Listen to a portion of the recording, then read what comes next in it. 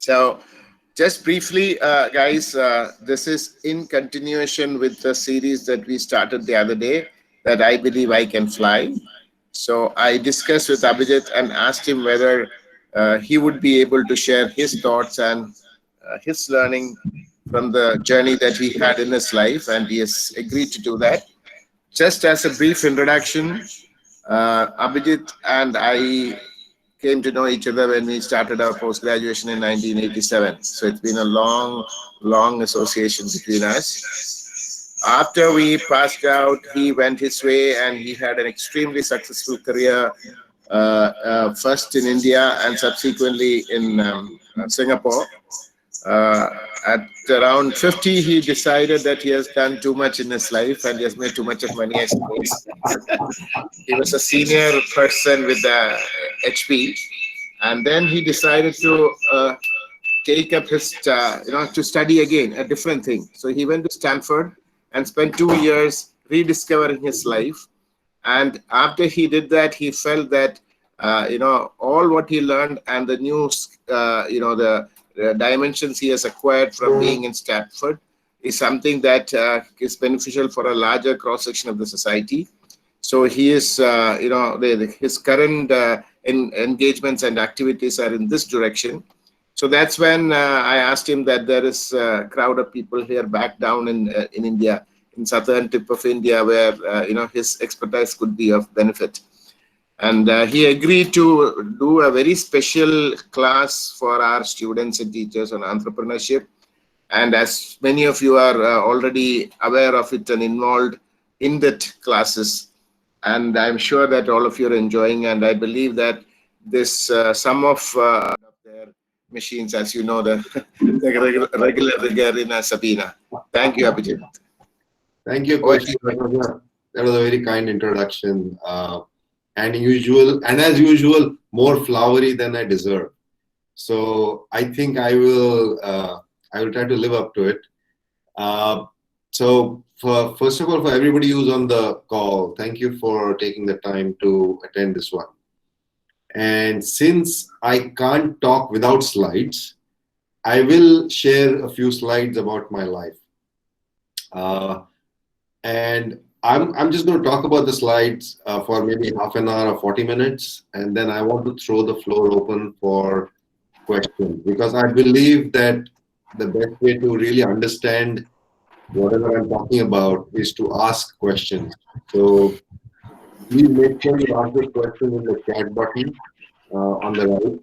And I don't know who's moderating this. Koshi, are you, or am I supposed to moderate it? Accordingly, we can decide. You can moderate, unless you, probably I may come with like our old Lala Amarnath expert comments, but other than that, the floor is yours. Yes, okay. So I'll try and make sure that I understand the questions and answer them. Yes, that somebody will, if there is some challenge, somebody from Liz or no, Matthew. I will. Okay. Yeah. Me and Liz is there. We will do it. Okay, no problems. Yeah, even I have access to the chat, so I think I can also look at it. But yeah, thank you for that. So let me start by actually sharing what I want to show, and then we can take it. I mean, these days we are also got used to sharing on the net, the slides, because of the digital compulsion that has been put on us. Okay, there you go. All right. So this is. Can everybody see that slide? I can. Okay. Yes.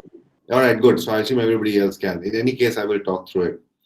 I couldn't find a more fitting image for the talk, right? So I love dogs. In fact, my spirit animal is a dog. So I thought, let me show what it is when a friendly dog is jumping for something, right, and wants to fly. So that is my theme for the presentation, right? I have only about 4 slides, and what I will talk about is who I am, what made me, and some closing thoughts for everybody on the call. Okay. So this is my life mantra. I just decided to adopt it, right? It's how I define what I've gone through. To me, Life is an experiential joyride, a cruise to nowhere, a flying leap into the unknown, with no lots of tomorrows, but a single today. And for me, it's a journey. And I like to live my life in the present, like most people, like a dog does. And I also believe that if I do die today, I don't die with any regrets because I said that whatever I want to do tomorrow, I'll do today. So this kind of defines my mantra, and this is what I've lived my life by. Now, when you are born, right, you don't have control over whom you're born to, and you don't have control over how you're born. But you do have full control over what makes you and what makes your life. And your environment, which is the people, the institutions, and whatever you do in your life actually end up defining who you are. So these are some of the people who have inculcated values in me, right? So obviously it's my parents and my family. As you can see, these are pictures of me. That little kid standing there in my mom's arm is me. Okay. And many years ago, this is, I'm sure nobody's seen these pictures on this, but I thought I would show that. The other ones is my wife and my dog, right? I've had dogs for many years of my life, and they have taught me lots of things. Of course, my wife also has, but so this is another set of people that have inculcated values in me. It's my friends in school, my friends in MBA school, my friends in my social life. These are all people who have taught me stuff and led me to become who I am. Okay. My teachers and my mentors. Okay. This is one person who has had a significant effect on my life. I have studied in a missionary school in Pune. And this was a gentleman called Father Schock. He was an Austrian, and he had a significant impact on my schooling life and even later. What are the institutions that inculcated values in me? Okay, I went to school in a place called St. Vincent's, and this, like I said, was a missionary school. I studied for most of my life in this school. I was born and brought up in a defense environment. My dad was Indian Navy. So I moved a lot. In fact, I stayed in Cochin for 3 years of my life when I was a kid. And over the few years, I moved from Cochin to Mumbai to Pune to Singapore to the US. We moved a lot because my father was always getting transferred. But what that inculcated in me was accepting change, the ability to make new friends wherever I went. This school actually taught me a few things, which I will share later. Then the other one was I went to engineering college in Pune. So that's my college. That's a picture of my college. And finally, I did my post-graduation in IIM Bangalore, where I met Koshi.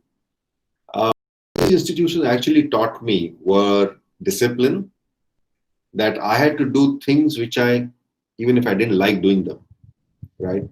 I actually hated studying, but I knew I had to study because I had to clear school and get decent marks in school. So there was this inherent discipline in me which forced me to study, which forced me to do things that I don't like doing. And to me, that is discipline. Discipline is not doing things on time only, but actually being able to do things that you really don't like doing. The second thing it taught me was sincerity. You know, it's a funny story in school, right? I don't know whether they do that in schools nowadays or not, but when I was growing up in school, you always had something. Every kid, if you did well in school, you got your first prize, right? For being top of your class. But in our school, they gave us a little thing called a merit certificate. And it was always given to the most sincere boy in school in your class, right? And you won't believe this. I was in this St. Vincent school for, I think, 6 years. And I got this merit certificate for 6 years running. Every year, I didn't get a first prize or a second prize for being from being the best student in my class. But I always got it for being the most sincere student in class. Well, I guess that's me, but sincerity was what was taught to me in these institutions. When I was growing up, and too late in my life, like even now, I played a lot of sports. I always used to play a lot of sport. When I was growing up, I played a lot of basketball. I played basketball for my school. I played basketball for my college. I played basketball for my university. And it did teach me a lot of teamwork and the ability to get along well with people. Later on, as I grew older, I took up squash. Now, basketball is a team sport. Squash is more of a individual sport. But it did teach me lots of things. And finally, now that I'm too old to play squash and my knees have given up, I have migrated to golf. And golf, of course, is also a sport which has taught me patience. But what I learned when I was going through this, all through my sporting career, all through my sporting life, is first the concept of fair play. It didn't matter. I remember many years ago when I was playing basketball, uh, I thought I had committed a foul on one of the players, and it was a very bad foul. I almost broke his ankle, but the referee did not catch it, right? But the guy was appealing that I had fouled him. And referee said that, well, I didn't catch it, so there was no foul. But I was sure that it was my mistake. So I did go up to the referee and say, this is what I did. And this is how it caused him to get that foul. And because of that, I was banished from the game because it was what they called in those days a very flagrant foul, which was instant dismissal from the court. But I did it because after that, I felt good about the fact that I was honest and that I did do a fair play. Another thing sport taught me was be competitive. I am competitive. However, I am not competitive to the detriment of somebody, of my opponent, whoever it was, whether it is squash, whether it is golf, whether it is basketball. I will not win at all costs, but I will also not lose at any time. So there is this inherent competitiveness in me which always wants to be good, but within limits. And I think this competitiveness is a concept which nowadays is taught very differently. It is always taught that you have to be number one or number two, and that's being truly competitive. I would temper it by saying that you have to make sure you play the game well, because that is competitive. Whether you become number one or number two is an outcome. Okay? You have to learn how to play the game well and play to the best of your abilities. That to me is competitive.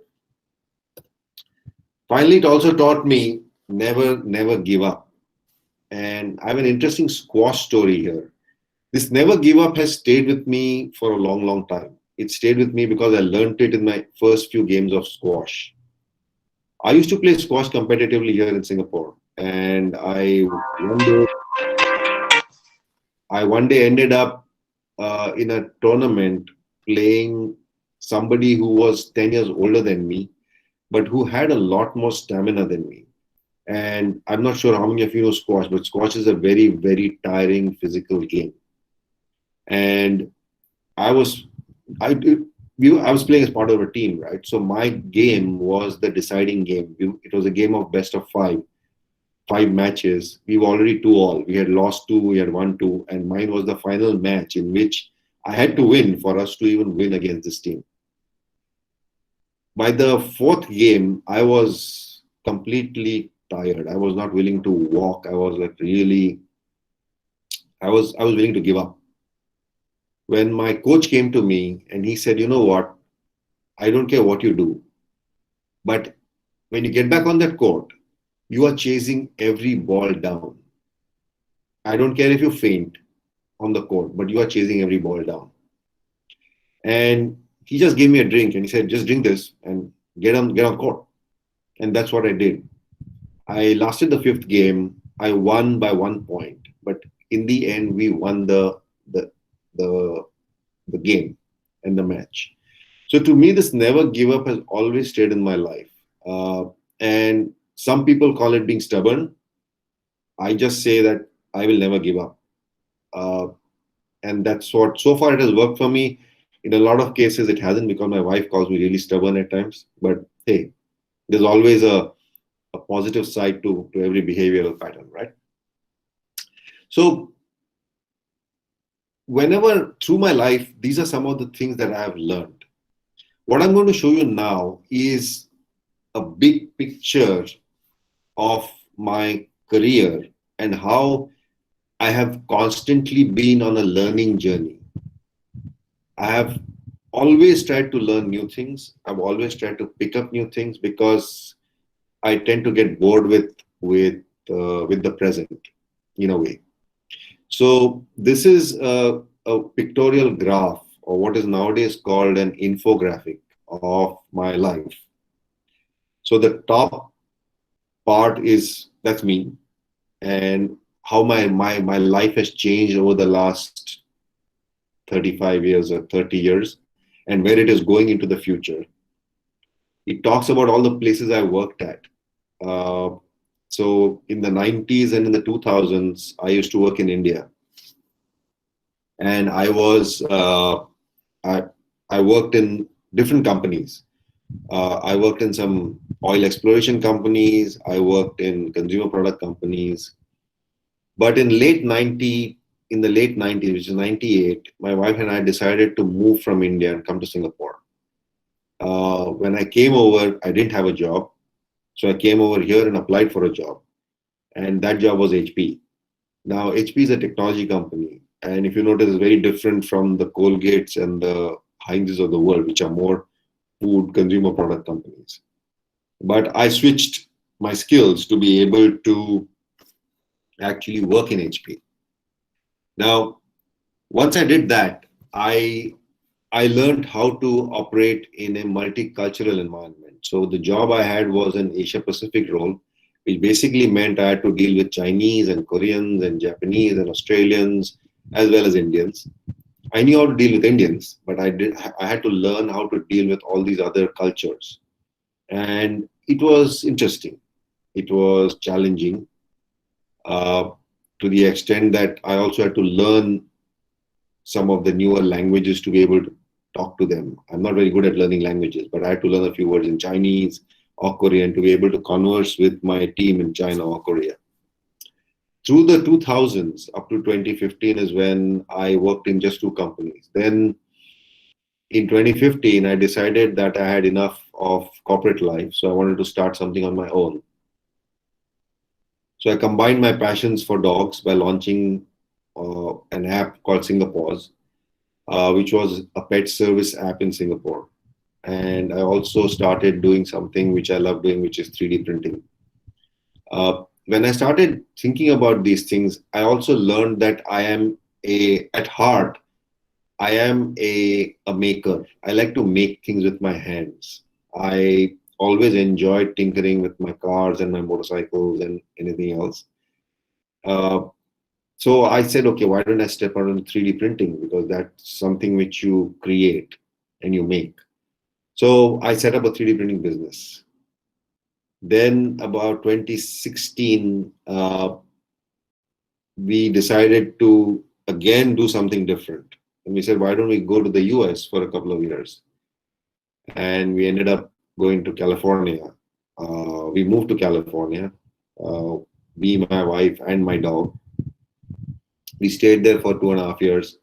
And then we came back to Singapore last year. But when I moved to California, I learned that I wanted to do something new again.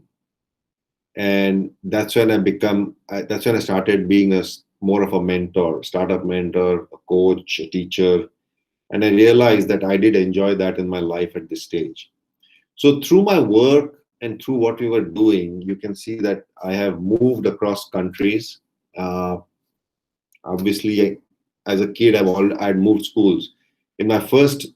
From first standard to the sixth standard, I've moved 4 schools, which basically meant that I was moving schools every 1 or 2 years because my dad was getting transferred, right? So I was okay moving countries and ending up in a new country and trying to learn something different and understand something different. While I was doing all this, if you see the lower part of the chart, you can see the learning there. That's the logo for my engineering college as well as the IM's college. IM. But you can also see the sports, right? You can see how my sports behavior changed from basketball to squash to golf. As I got older, I can't play squash, but I didn't give up playing. I switched to golf. There are two more icons you see there, right? One of them is that of a boat. So I decided to become a skipper. And basically now I'm a certified skipper on a boat. So I can basically drive boats anywhere in the world. It involved training, it involved learning new things, but I was happy with that because I wanted to do something different. I'm also a dog trainer. Again, why did I become one? Because I'm very interested in dog behavior, in dog psychology. And as I told you earlier, my dog is my spirit animal. So I did a 1-year course on how to become a certified dog trainer. So I'm a certified dog trainer, right? It's just, I like to do different things. I like to do things which I enjoy doing. Like I said, I believe in doing them now because you never know. I mean, tomorrow something might happen to you and you may not be here anywhere, right? So I don't want to open up tomorrow saying, you know what, maybe I should have done this yesterday. So I just set out to try and do it today. As you can see, because of these new learnings, I advise companies. I am on the board for an NGO, which is an edutech NGO out of Delhi called Shikshanjali. I'm a trustee for an NGO here in Singapore. I also teach. But one of the things I learned about myself, which, I must tell you this story as well, is I never thought that I could write. Throughout my life, throughout my corporate life, I was known in companies for not being able to write more than 5 sentences at a time. My emails were never more than 10 sentences long because I just lost patience. I also thought that if I can't convey what I want to tell people in less than 10 sentences, I shouldn't be writing anything anyway. I should be talking to them. So when I was at Stanford, I discovered that I could write. I could express my thoughts in writing. I could write a lot. So I started writing. In fact, I've just completed a book about our journey to the US, and I'm in the process of printing it. It should be up. It should be published in about 2 months. And I discovered that so I'm writing a lot more. I write on stuff. I write on anything, but basically, I focus my efforts on dogs. I write about dogs. I write about dog history, dog psychology, dog behavior patterns. I started writing about life, about how to, if you are more than 50 years old, how do you tackle life? I write on LinkedIn. I write on something called Medium. And of course, I've started teaching as well, right? Like Koshi mentioned, I just put together a course for MJC on how to become an entrepreneur. It's a simpler version of what it takes to start your own business. And I enjoyed doing that course. I enjoyed creating the content on it as well. So I just want to, this is my last slide, because then I want to just take questions on whatever you've heard so far. It's important to understand who you are. As I said, for me, I did understand who I am. And I live my life based on the mantra that's an experiential journey, and you should always try new things, right? So just as a summary, I want to just say that the first thing I understood about myself is that I always like to learn new things all the time. I get bored very easily. So I would like to, I always want new challenges in my life. Whatever it is. So as you can see, right, I got bored doing something, so I decided to learn how to drive a boat and become a boat skipper. Well, honestly, the story is that I also wanted to become a pilot, but my used to let me become one. So I guess I couldn't win that one. So I decided to become a boat skipper. Uh, I learned how to train dogs, right? Uh, Much later in life, I learned how to play golf. I didn't know how to play golf when I left college. So I always like to challenge myself while trying to learn new things. But honestly, I don't, I will not learn to play music because I don't like playing music. Okay. So I learn new things because I like them. The other thing I've learned is always step out of your comfort zone, right? Now, to most people, that's taking a risk. Historically, I've always stepped out of my comfort zone. So let's start first with when I graduated. I'm an engineer, right? Because I went to engineering school. After my engineering, I was working in an oil exploration company. And it was, I mean, I used to go out on rigs. Uh, it was a tough life, but I was learning something. It was entertaining. But again, I got very comfortable in that life. So I said, okay, I'm very comfortable. I'm not learning anything more. What should I do? So I decided to do my MBA. Then I learned my MBA with Koshi. We went out and I joined consumer product companies. 10 years later, I said, okay, you know what? I'm a marketing head of marketing in one of the multinationals. So what do I do? What is my next step? Maybe I should get out of India because there's always different challenges in a different part of the world. So we came to Singapore. In Singapore, I spent my career in two companies in completely different industry. It was technology industry, right? It had nothing to do with consumer products. So I had to learn technology. I had to understand technology. And I also realized that I love technology. And while I was doing these two jobs, I said, you know what? I'm very comfortable doing a corporate life. Let me just step out and see if I can do things on my own, which is become an entrepreneur. Now, becoming an entrepreneur and doing things, setting up your own business is quite challenging, especially when you spend 20 to 25 years of your life in a corporate role. But I just said, it's my comfort. I'm comfortable in a corporate role. Maybe I need to do something. So I stepped out and became an entrepreneur. Now, what was driving all this is that I am, as I keep saying, I force change and I'm acceptable to change. I don't treat change as a risk. I look at it and I go, okay, either I force it or it's forced on me. If it's forced on me, I look at it and say, okay, how can I make the best of it? So I accept change. Now,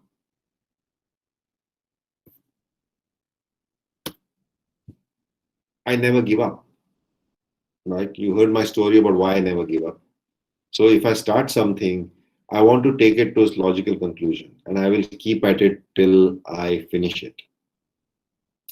Just to let you know, the book that I've written is 60,000 words, it's about 300 pages. It has taken me 3 years to write that book. Okay. And I've been going back and forth at it for the last 3 years. I decided in the beginning that I will write that book and I never gave up. Okay. I could have written the book in 6 months. It's just that I got distracted by other things. So because I didn't give up, I'm finishing it now. One thing I learned in early on in life is that you always need some hobbies. You know, the thing that always scared me is being identified by what I do, by my job.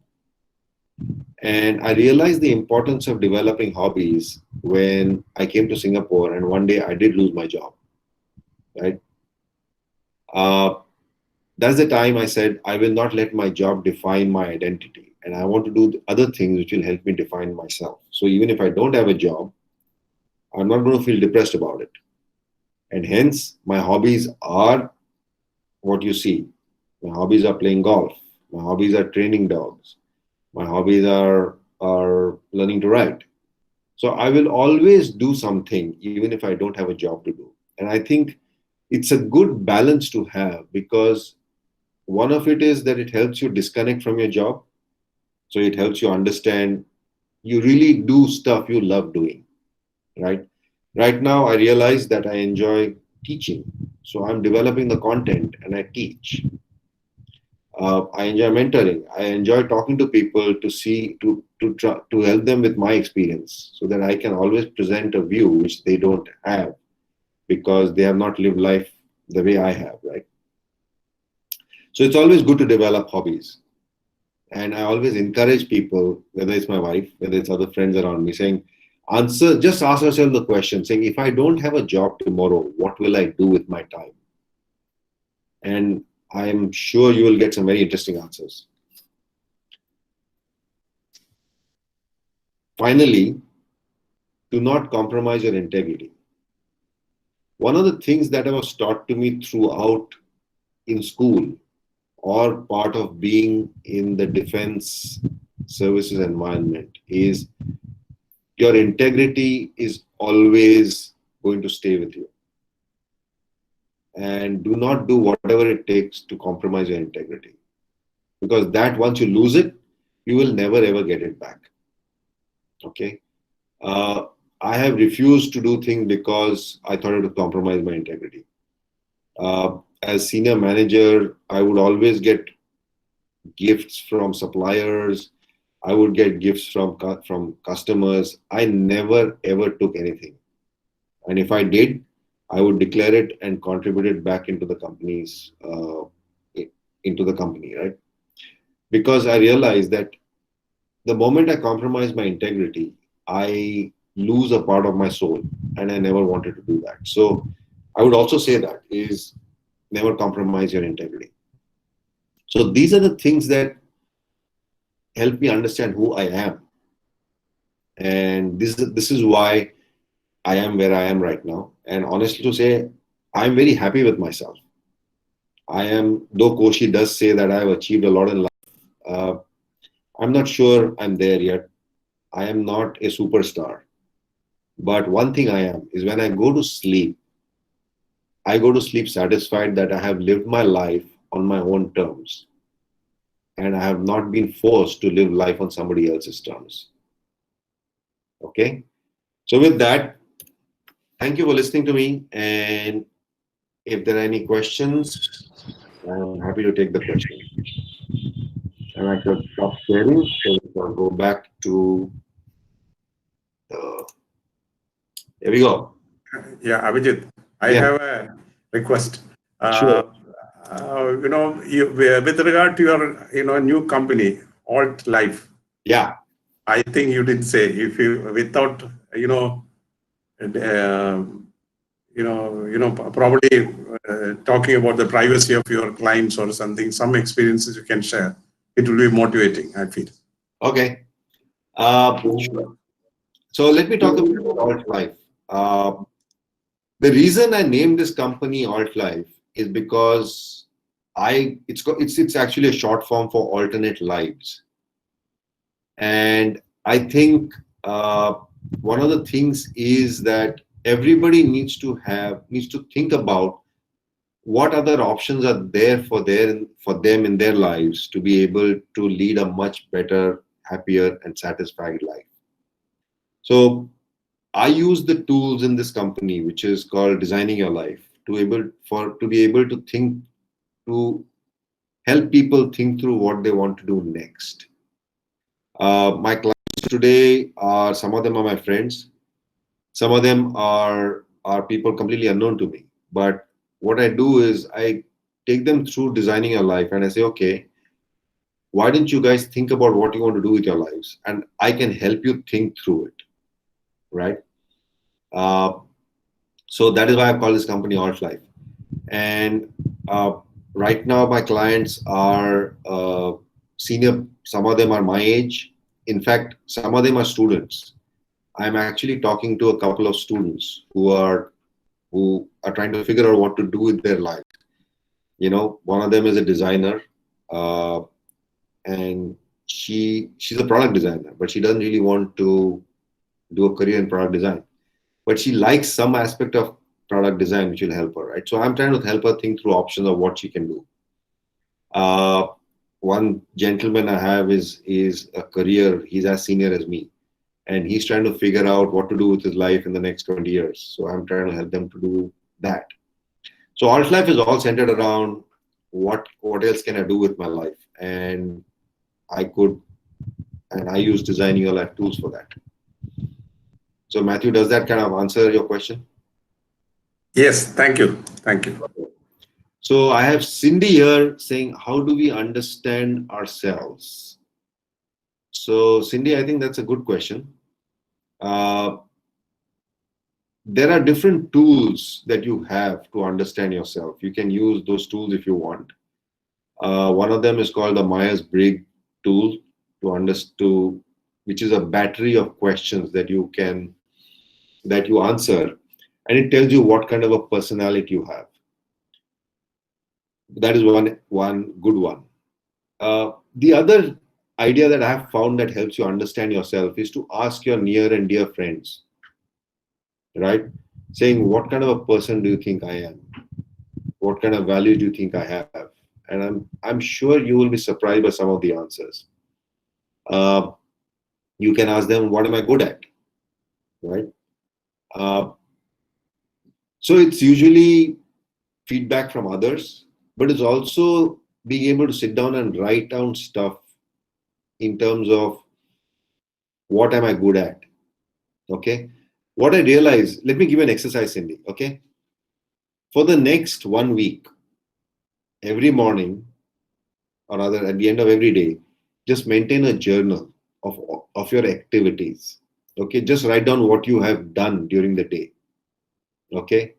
And against each activity, just put down whether that activity really you enjoyed doing it or you hated it, and whether that activity really got you involved. Did it leave you feeling with positive energy? You maintain this diary for a week, and I can assure you, you will know a lot more about yourself.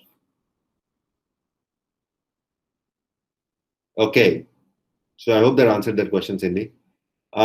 Stephanie, how many languages have I learned? Okay, sorry. I know only 3 languages, Stephanie. I know English, I know Hindi, I know Marathi. I've learned a bit of German. I know a few sentences in Chinese. I know a few sentences in Korean. But that's about it. I'm actually very bad at learning languages. So I didn't learn. I mean, I know like 3 languages.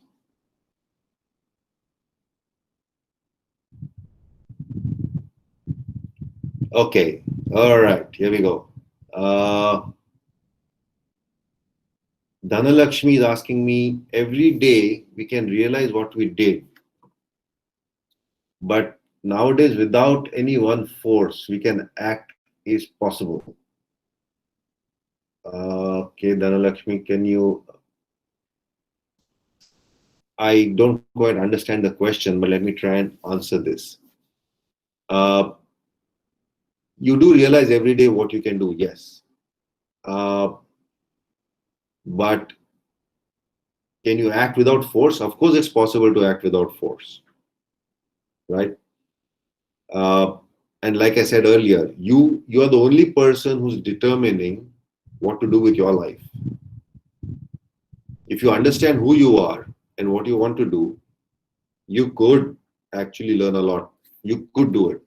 One thing you have to be sure about is that you are the only person who controls your life. Nobody else can control it for you. Okay, so Dhanashmi, did I answer the question or?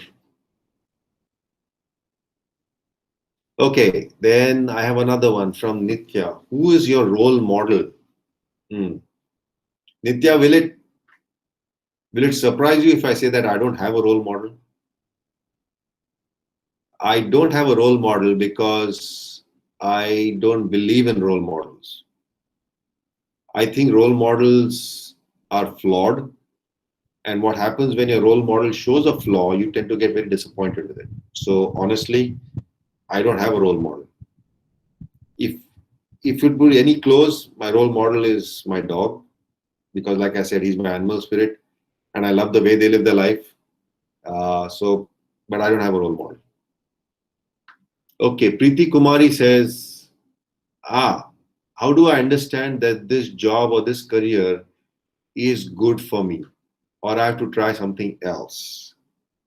That is a very, very good question. Okay, let me try and answer that. If you're already in a job or in a career, you know whether you like it or you don't like it.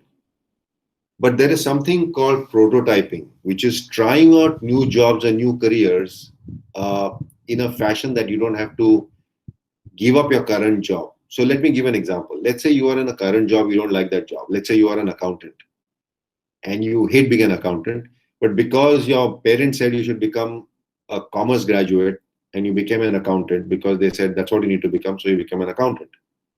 I know how that's how it works in India, and I'm thinking that's how it works in India even today. So let's say you become an accountant, right? You don't like that job, but you don't have a choice because it gives you money. Your options for trying out something different are within your own company. Let's say you think that the sales job is very nice and you want to try it. If you go to your boss and say, I want to go into sales, the first thing the boss is going to tell you, you know what, you got a BCom and you're an accountant, so don't try and go there because you can't get into sales. Well, that is true. But what do? You could go to a salesperson, you could develop a friendship with a sales rep and say, you know what, why don't you tell me what your job is like? Why don't you tell me what you do? Just show me what you do. Maybe one of these days, if you're going to on a client call, maybe I can come with you to see what you do. And you will soon realize that a sales job is also got different things, and you may like some of it, you may not like some of it.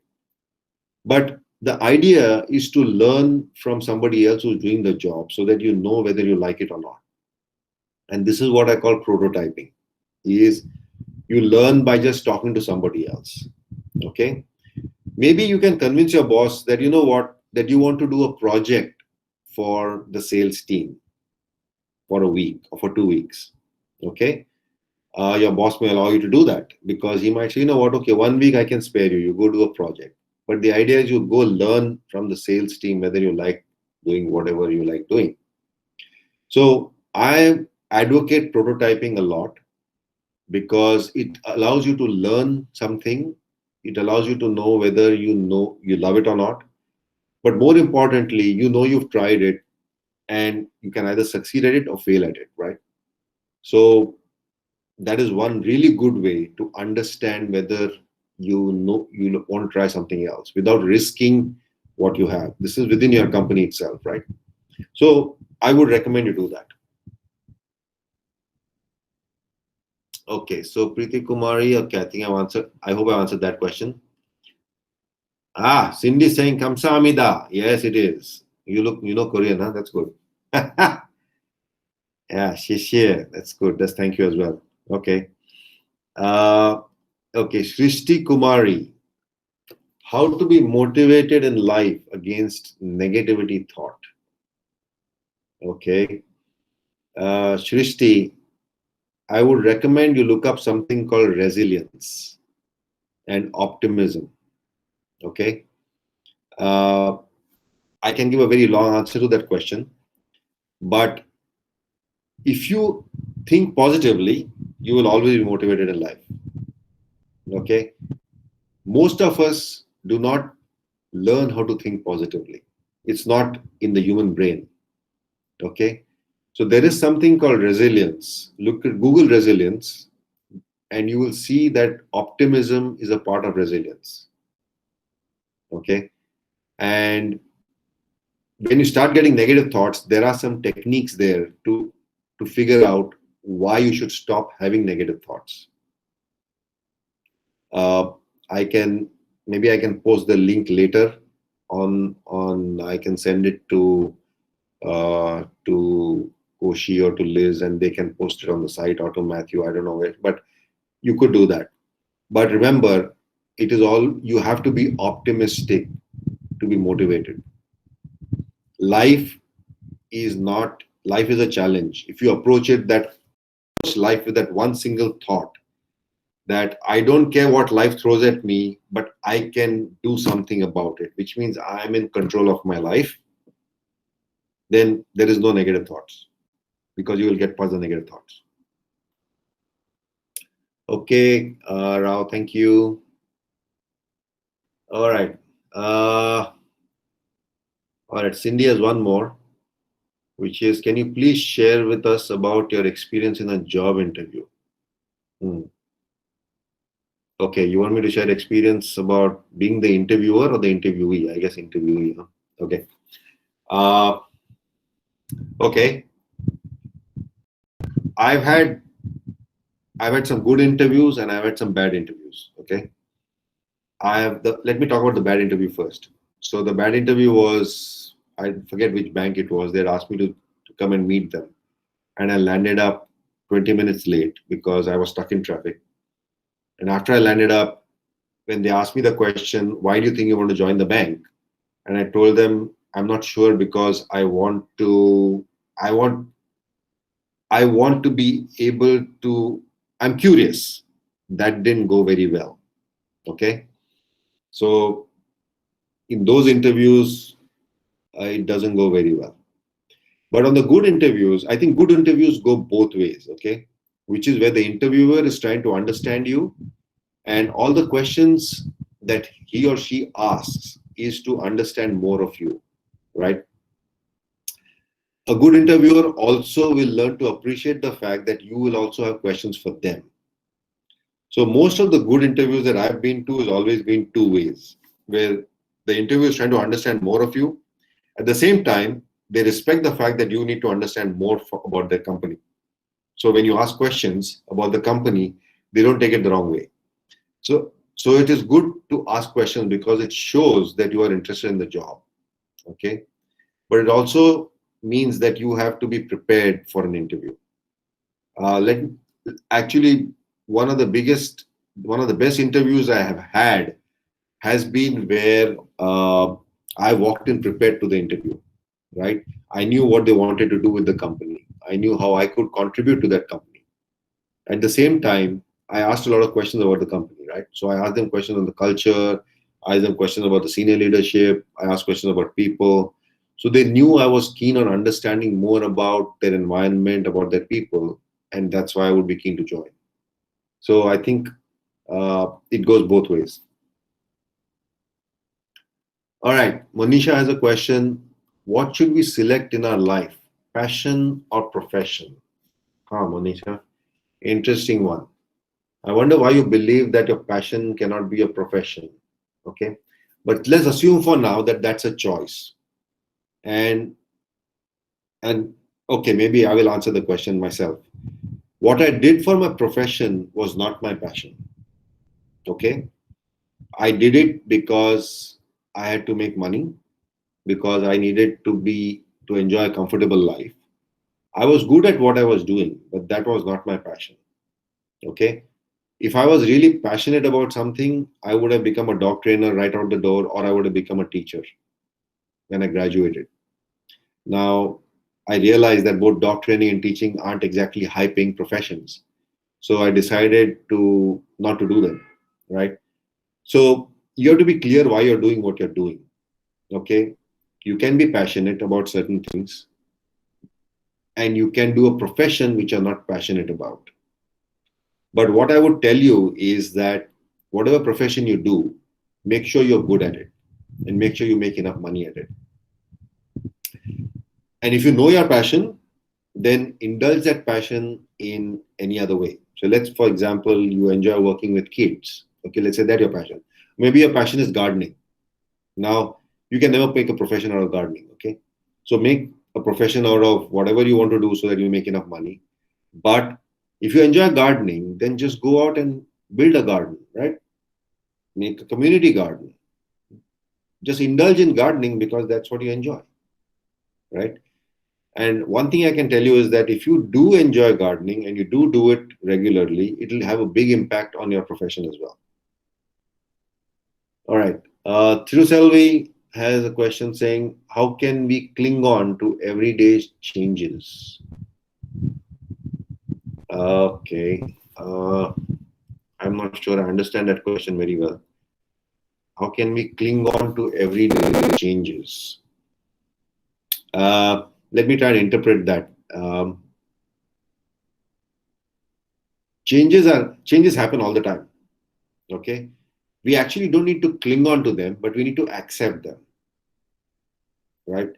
And by accepting change, I mean you should be open enough to understand what is change about, and why is it affecting you, in what way is it affecting you. And instead of getting depressed about it, you have to say that change is good. Okay, and let me give an example. I have never lost a job in my life before till I lost one in 2008. Okay, now in 2008 I thought I had a job, which I had one, and the company was going through a change in the corporate structure. I was fairly senior, and the job that I was heading into, I thought I would get it because I had enough experience for that job. Unfortunately, for whatever reason, I did not get that job. So my boss called me in and he said, "You know what? You're not getting the job." And that was the first time in my life I'd actually lost a job. That somebody had told me that I don't have a job. Now, I could have sat there and cried my heart out and said, "What the shit? What the hell? I can't. This is not for me. It is not. It is not me. Okay, you guys need to do something about it." However, you know what I did? I kind of said thank you. I asked him a question: "Do I need to come into work tomorrow?" And he said, "Not necessarily. You can do whatever you want." So I left the building. I walked to the golf course and I signed up for a game. That's what I did. Okay. I didn't go home. I didn't start drinking. I didn't start complaining to my wife.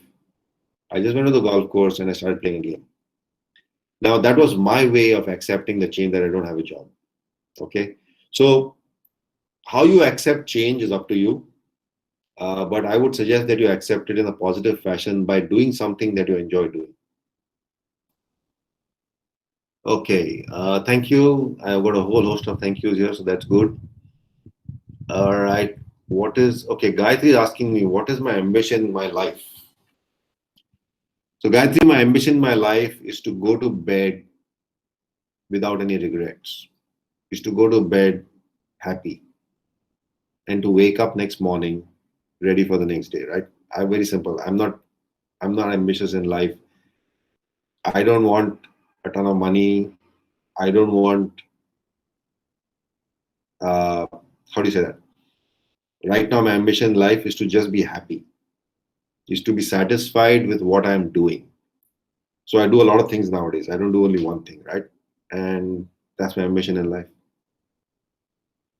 Okay, Matthew, could you share your learning in life from dogs? Okay, Matthew, I'll share two important things from dogs. The first one is always live in the present. Okay? Past is history and tomorrow is the future. You can only control the present. So live in the present. The second thing which has helped my marital life a lot is if you get into a fight, forget about it in the next 30 seconds. Because getting grumpy doesn't matter. Okay? Like dogs they forget everything, right? You can scold a dog, the next 5 seconds later they've forgotten and they're happy to wag their tail at you again, right? So that's the other thing I learned is if when you feel unhappy, forget about it. Okay. Monisha, thank you. Thank you for self-motivated thoughts, really useful. Okay. Senthi Selvam. Okay. What age should you know what you want to do with your life? It is any age, Senthi Selvam. It is, you could know what you want to do with your life at age 20. You can know what you want to do with your life at age 40 or 60 or whatever. Okay. Just as my experience, if you think I went into engineering because I liked it, you're wrong. When I finished my 12th standard, when I finished my 10th standard, I had two choices: go science, commerce, or arts. In those days, if you wanted to do something, you said, I'll go for science. So I went into science. I didn't necessarily like science. In fact, I hated biology. So in fact, when I went into science, I dropped biology. So when I graduated, when I took my 12th standard exam, I didn't have biology. So that meant I couldn't become a doctor. So after I went from science, my only choice was either become a BSc or go to engineering. So I decided to go to engineering. In engineering, okay, I liked mechanical engineering a bit, so I decided to become an engineer. When I became an engineer, I had a choice of jobs. I could join Cadbury's and join their factory, or I could have gone to an oil exploration company. The oil exploration company seemed a lot more interesting, so I joined them. Once I left my MBA, once I did my MBA, I said, okay, what can I do? Maybe I can join a consumer product company, or I can become a consultant. I said, all right, let me join a consumer products company because I enjoy food. I like food. So I joined a consumer product company, right? All through my career,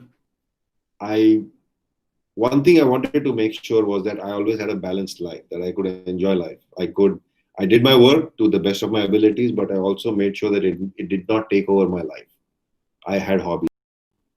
I never worked on weekends if I could help it, right?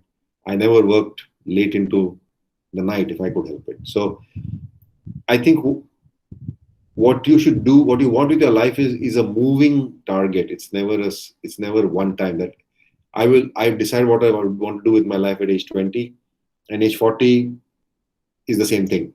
As you grow older, you will realize that there are things that you want to do with your life which you could not do 20 years ago or 30 years ago, and you should just do that with your life, right? So I think the principle here is that whatever you do, be happy doing it.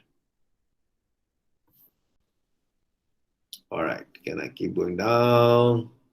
How do you manage, Shirley? How do you manage your family and career? Okay, Shirley. How do I manage my family and my career? Actually, that's kind of easy. I didn't manage my family or my career. Okay, jokes aside. Well, my wife also works, right? So she had her own career. I had my own career. I think one of the principles we set aside when I got married was that we will always be together. And if that meant that I had to give up my job to go with her, or she had to give up her job to go with me, we would do that. Right? So that was a defining principle so far, and so far it has worked fine. And I think you should devote enough time to family and devote enough time to your career. Make sure that one doesn't overshadow the other. That's all I can say. But maybe I've had an easier choice to make between family and career. So I never had to take a choice between the two. I hope that answers the question, Shirley. All right. Gayatri saying thank you. Okay, there are lots of thank yous. How is my family doing in this quarantine? Well, Cindy, I hate to tell you this, but Singapore is not under quarantine. It's kind of limited, but yeah, we are okay. There is no quarantine. We can go out to shop, we can go out to eat. There's no quarantine, so we are okay. If you're asking how my parents are doing in quarantine, well, they're in Pune, they're old, and I guess they're also managing within quarantine, so they're okay. So far so good. Thank you for asking. Yes, what is the role of friends in life? Yeah, I agree. I think the role of friends in life is clearly to tell you what you don't like to hear, because your friends will always be honest with you. I've had friends all the way from school, and I mean, friends like Koshi, right? I've known Koshi for 33 years now. Some of my friends are from my school, like literally. And one thing I do appreciate about them is their honesty. The other thing I appreciate them is anytime a problem, I can always call them and talk to them about it.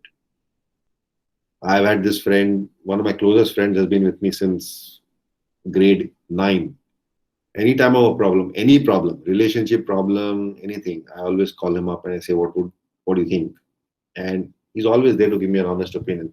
So I think role of friends in life is to help is to be honest with you and to suggest options to you. Some of my friends have helped me with my job. Some of my friends have helped me connect to people so that I could talk to them when I needed to talk to them. So basically, they've helped me in my job. They've helped me in my personal life. So I would say that role of friends in life is important.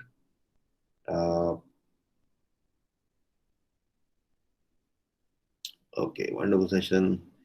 All right, Tirumurthy, what are the things achieved by you to appreciate, and what are the things achieved by you to appreciate by others? Okay. What are the things that are achieved by me which is appreciated by me? Yeah, well, like I said, I enjoy teaching. So I think one of the things is that I would like to thank Koshish that he gave me the opportunity to be able to put a course together for your college. I have achieved, I mean, to me, whenever I get the opportunity to do things that I like, I appreciate it. You know what gets me the most motivated is, and I realized that when I taught a course in Stanford as well. I took one guest lecture, but the interaction that the students had with me, I enjoyed that thoroughly. Right. I believe that learning is a process that happens through interaction. So it's based on all the questions that the students ask that forces me to think and forces me to respond is part of my learning process as well. So a lot of the things I do around that, or when I mentor startups. Just the other day, I was talking to a startup about how they were planning to launch their product. This was about 3 months ago. And some of my ideas they hadn't thought about, right? Because they don't have the experience of launching products in this region. So the startup founder was happy that I at least suggested that to him. Now, whether he did that or not, I don't know. But it is my job to help him think through those ideas. Okay. So Tirumurthy, I hope that answered your question. Sasikala says, I can schedule my time, but difficult to follow. How can I do things as per my schedule? So Shashikala, let me give you an idea. Next time you are scheduling your time, just think of a 2x2 box. Okay? What is anything that you schedule? Put that in a box. One axis of the box is urgent, the other axis is important. So you'll have four boxes, right? Urgent, important, not urgent, not important, important, not urgent, and urgent, not important, right? You ignore all the activities which are not urgent and not important. Okay? If you schedule those activities, you're wasting your time because none of those activities are urgent, neither are they important, just a waste of time. Okay? So throw that out. Then you schedule some time for stuff that is urgent and important because it means that it is urgent to do and is also important to do. And the other two boxes between not urgent, important, which is more the long-term activities, you can schedule less time. And the fourth box, which is urgent, not important, means basically it's a fire. It's urgent, but it's not important. Now you need to put that into your schedule as well. So the thing around time discipline is that when you schedule activities, make sure you know what you're doing with your activity. But more importantly, make sure that you adhere to the time. I think one of the biggest issues in India is people don't care about your time so much. So you need to be able to follow that. What made me join sports? Okay, Cindy, that's a very easy answer. I just enjoyed playing. I used to play cricket as a kid. I used to play badminton as a kid. I played basketball as a kid. I would always play as a kid. My parents had to force me to sit down and study. So I just enjoyed playing the game. I enjoyed playing games. I still enjoy playing. So yeah, I joined sports just because I enjoyed it. It had nothing to do with the learning. As I played, I learned stuff, but I didn't join to learn. Okay, do you have any regret in your life? No, Preeti, I don't have any regrets in my life. I ensure that I don't have any regrets in my life. All right. I think now the questions are drying up. Oh no, one more came in. Okay. Sorry, Koshi, how much time do I have? So this can be your last question, maybe, Abhijit? Okay, because on the calendar it said up to 12, like it's up to 10 o'clock your time, right? It's an hour and a half. But it's an hour and a half, depending on your convenience. No, I'm good. I can go for another half an hour. So, Okay, I'll- so we can take it, then continue, Abhijit. okay. All right. So then let's take the question. Where is it now? No regrets in life. That's fine. That I answered. Who is your inspirational motivator in your career? So there are two people who helped me in my career. Okay. And they were both my bosses. One person was Dutch American, and he taught me a lot about time management. He taught me a lot about managing people, about managing, about being a leader. He was one. The other one was actually somebody who actually taught me how to manage Chinese people. So they're basically, one was my boss and one was my boss's boss. So I kind of learned from them. Okay. Cindy, Mevanti. Okay. From Meghala. If you're depressed at time, how do you motivate yourself easy? How overcome to move? Okay. If I'm depressed, right? So Meghala, I'll tell you one thing. When I start thinking, okay, the way depression works is you start with a negative thought in your head. Okay.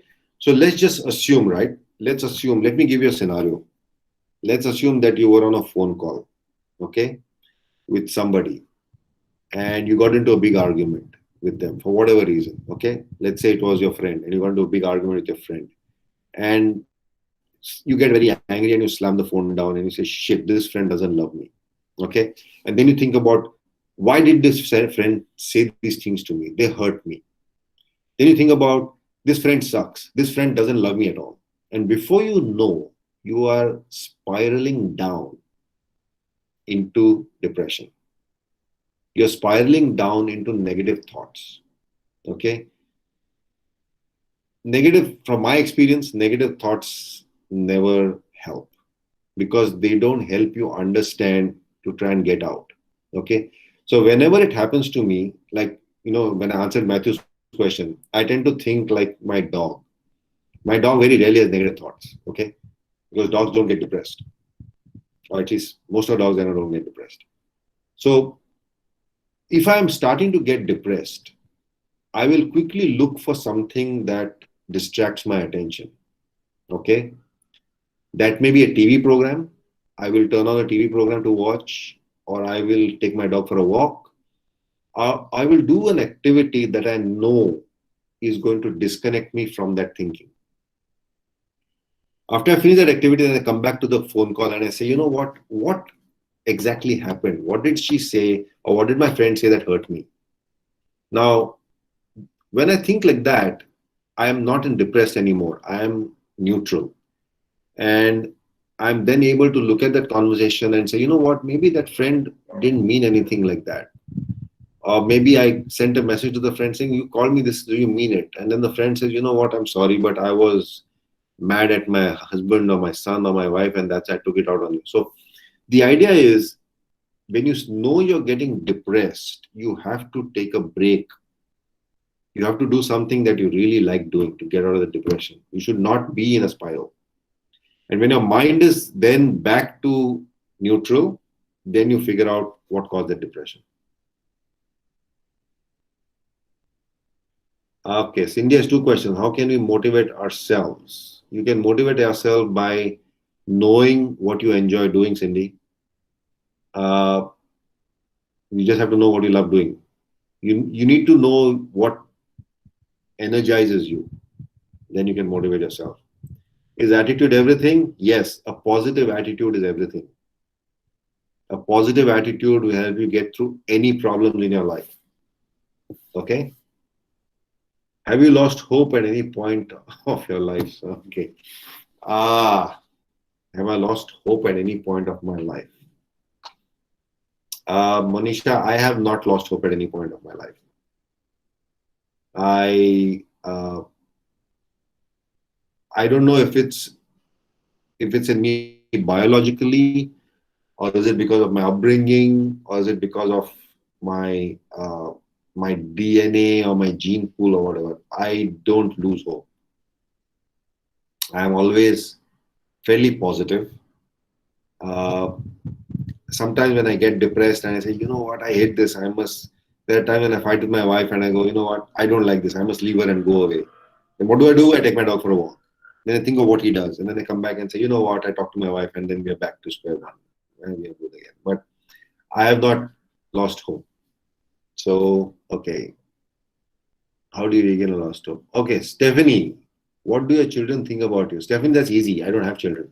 So they can't think about me anything.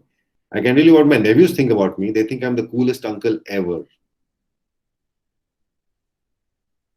Okay. Poonam, thank you. Tirumurti, how can you overcome and face treachery? Treachery. Interesting. Okay. I don't know about you, but I don't like treachery.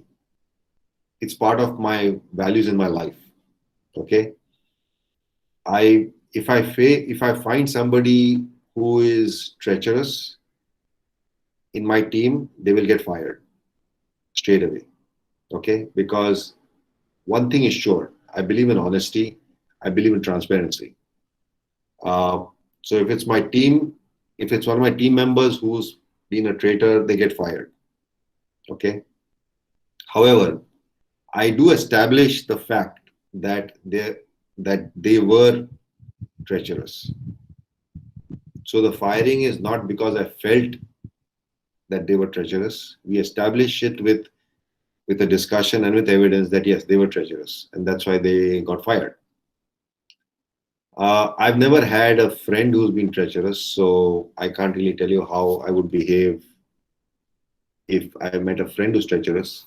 But in very likelihood, I would talk to that. I would have that discussion and say, you know what, I think you were treacherous.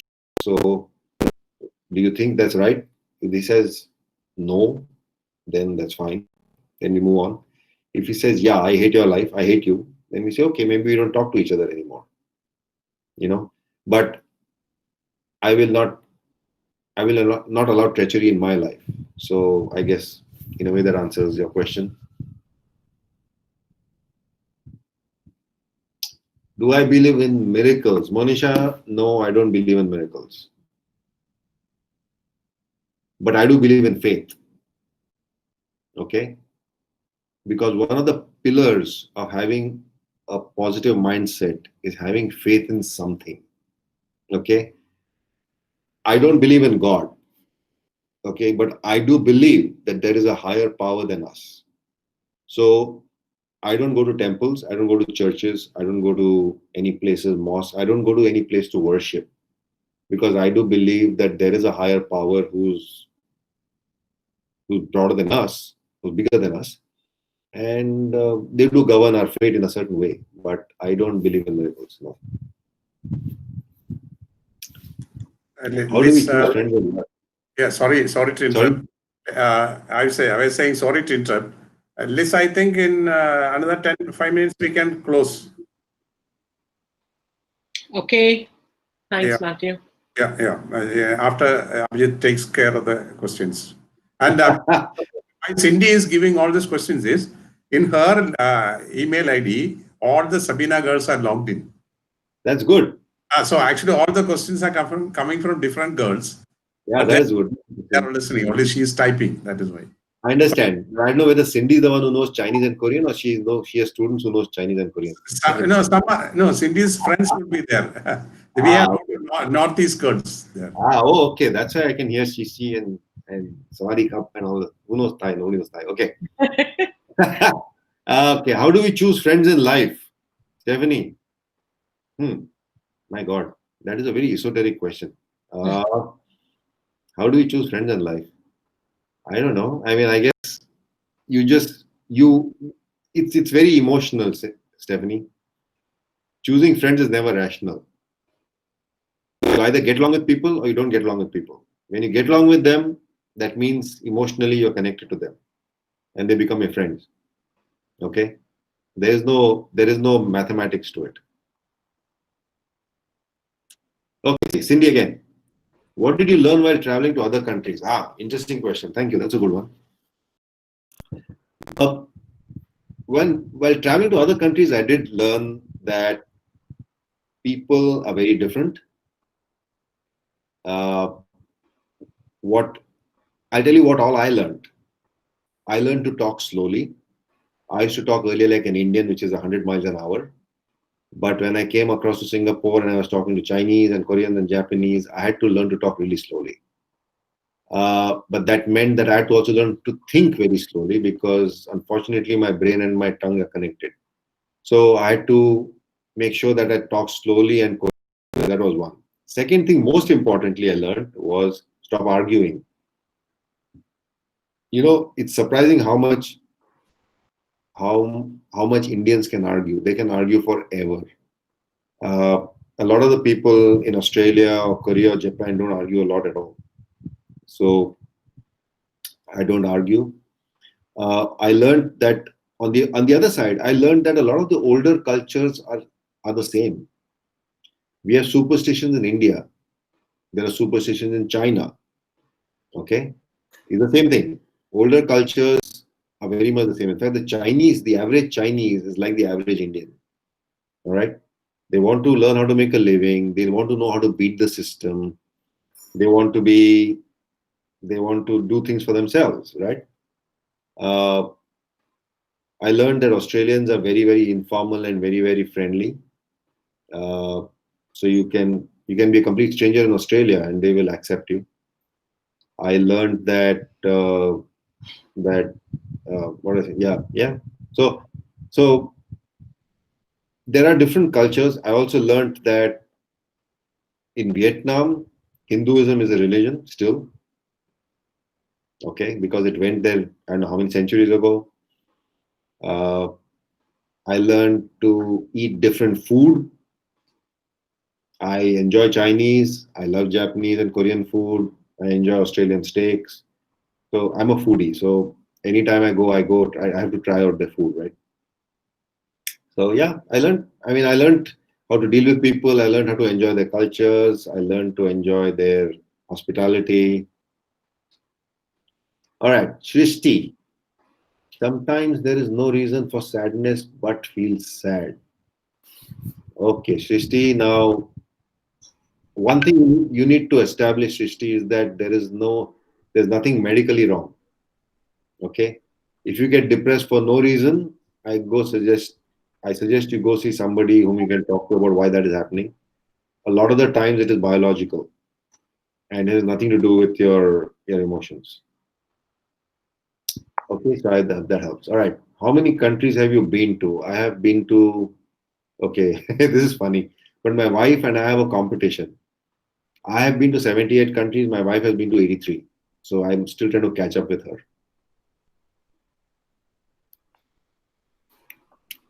Okay, I think now the questions are done because that's the last question.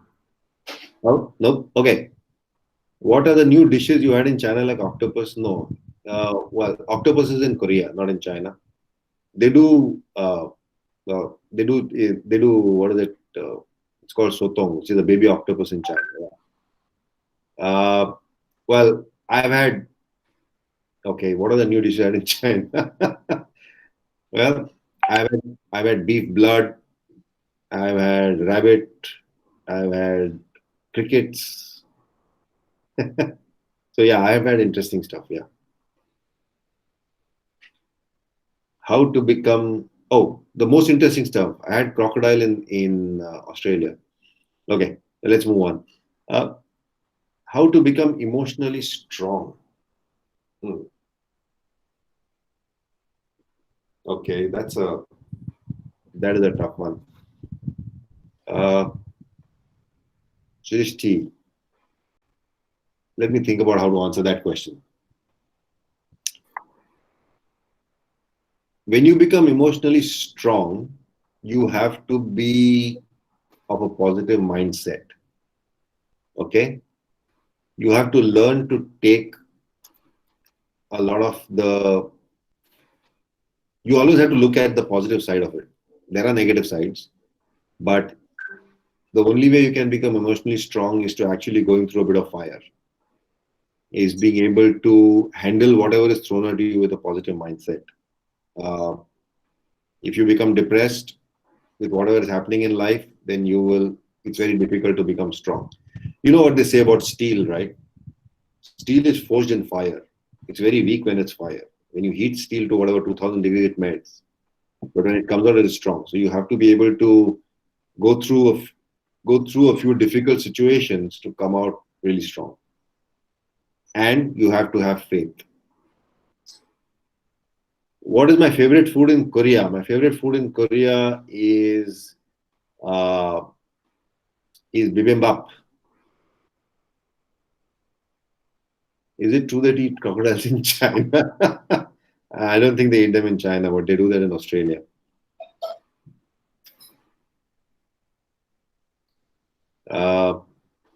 Yeah. Now it's getting on to the interesting stuff like food. Yes. I think, Abhijit, it's very evident from here that the girls have taken a tremendous liking to the whole talk that we've had today, because right from handling emotions to career choices, to knowing their minds, right down to food and the countries that you've traveled, I think they wanted to know more about you. Okay. I think those questions are very, very, very evident that so I think we really need to fix at least a couple of more sessions, or maybe find a way where we can have some sessions with you and them regularly, because they clearly, I think, are looking to you as a mentor. Okay. I'm happy to do that. Yeah. A lot of importance to these kind of sessions where our students get an opportunity to look out at the world. Yeah. Okay. See, I believe, we all agree that more than 50% of what each one of us are the kind of exposure that we got. I agree. While, in fact, that is, if you really ask me, that is one that our children and the team really is short of in the campus. Okay. Because I don't think there is a challenge of food or clothing or facilities or health or anything, but the kind of exposure they can have on the world around, the realities around, the softer dimensions about the nuances, all is, which sort of adds to our personality is what that get restricted. Yeah. And that is a challenge in many of our schools all across the country. In fact, one of the things that we are trying to do here is, in addition to these typical classes, where they get an opportunity to give this big picture, and we believe that that is going to help them to completely transform the way they see the life and the way they will approach life. So we believe that that's an effort that we have to continuously do. And if we can do that to, it's applicable for the teachers and the students, even for teachers, because their life is also all around what's happening around. So if we can do this substantial exposure program in the campus for teachers and students, which is something that we tried. If you really ask me, this COVID really helped in that line, because it certainly forced us to be a lot more digitally aware and digitally literate and comfortable. And we are continuously working on multiple dimensions, and we're really excited. And I realize that, it sort of also matches to some extent your passion like just like mine, and I didn't know we had so much in common, Abhijit. Suddenly I was realizing, like I sent you a WhatsApp message, I didn't know we had many of those things in, philosophically common. We only talked about what's happening, not the philosophy. True. So I think I'll be happy to sort of have you with us, in this journey and helping to shape this journey. Thank you. Always. I just have a suggestion here for both, for all three of you, which is Matthew, Koshi, and Liz, is why don't we ask the students what they want me to talk about next time? With resounding, I'm sure they'll definitely give their opinions, because I can already see the fact that they're waiting to hear from you in your next session. Yes. So we can ask them to create a list of topics. Maybe Cindy, since she has been representing them on this chat box, can put together a list of topics, and we can have regular weekly sessions with you on that. I think that will be just wonderful for them. You've shown them a way of, when life throws lemons at you, you make lemonade, right? That's literally what you have shown them today. And you've put it in a very gentle, very, very gentle, slow and soft manner.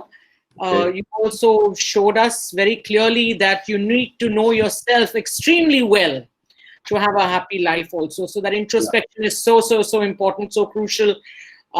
Just knowing yourself, knowing what you're about, what you want, it's worth the effort to know yourself, because that will then pave the way for your happiness. So I think it's been a great session with you, Abhijit. And thank you really for sharing your life with us. I think between you and Anju, you've conquered the world together, right? The number of countries both of you have traveled in. We have a running competition. She's winning. So do you have a map that both of you throw pins at, and kind of mark the territory? We have a map which is scraping away the countries we visited. I see. I think you have to start scraping cities as well now, because you possibly finish countries, right? So with that, thank you. Thank you. It's been a pleasure. Heartfelt thanks, Abhijit. And we look forward to the next very soon. Okay, see you guys. And those of you who are not aware, by the way, just wanted to let you know that Abhijit is running this entrepreneurship course on campus. So this has definitely been a motivation for those who want to join. Can definitely keep that in mind for the next round. Thank you. Okay. Abhijit, thanks from my side also. It has been a tremendous, experience for me. Because as Koshi said, I also found that, that we have many things in common. Yes, we do. We want to travel. In fact, the philosophies in life is also the same. So that's why I asked you about what you learn from friends. Dogs, that is what I also keep. Just like-minded people. Yes, thank you. Thank you so much. Okay. And I have done this for the others also. We will formulate the questions and then send it to you by email. That I have done for the others also, which I will do. I will get somebody to do it. And then we can take it up slowly, one by one, or either. Okay. And I will give some pictures of the girls listening. All right. If you could do that, that'll be good. Just now in WhatsApp. I shared it with you and Liz and Koshi. All right. Okay. So that will give you an idea how many girls were listening. All right. Thank you. That's good. Okay. Thank you. Thank you. Okay, bye-bye. Thank you so much. Thank you.